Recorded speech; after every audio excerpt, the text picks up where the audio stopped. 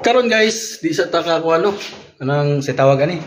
Kasi taka vlog og manok sir no kay naman tay birahonon, unja di man ta kabirarong adlaw kay si Papa naghimo og birahanan, nya si Mama pod ning luksong kay nangumpra. So ako ray tao diri sa balay. Bali ang atong vlog ani, biyan sa may itong vlog ani. Oy katuday nangita og mga kuan kanang galon.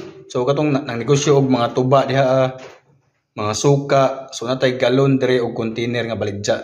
Ang atong galon kuha na rin siya guys. 15 pesos ang galon nato. Ang container nga maligya mo og mga suka, tuba, sa isod sa container. Maligya mo mga gasolina na ginanglan mo sudlanan. So na po tay container tag 150 ang container nato. Ang galon inani na to mga galon no. So ana mga galon.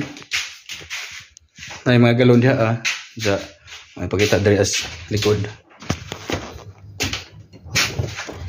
May pakita din yung mga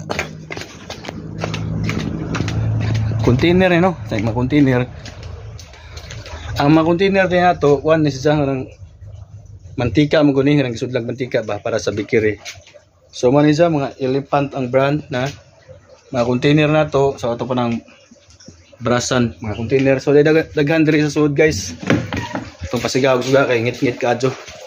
So ngita mo container adre tag 150 ra ning atong container no. So daghan kayo na mga container na to.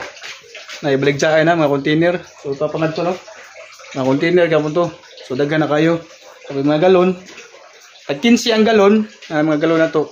Ang container sabi mga container nga to 150 ang container. So ngita mo og kuan container, so ngayon lang mo sa balay. Pwede sa ning container na to butangan og pantay layo mo og tubig. Istakanan ning tubig sa inyong panimalay. So pwede ra pod basta 150 na siya. So daghang salamat.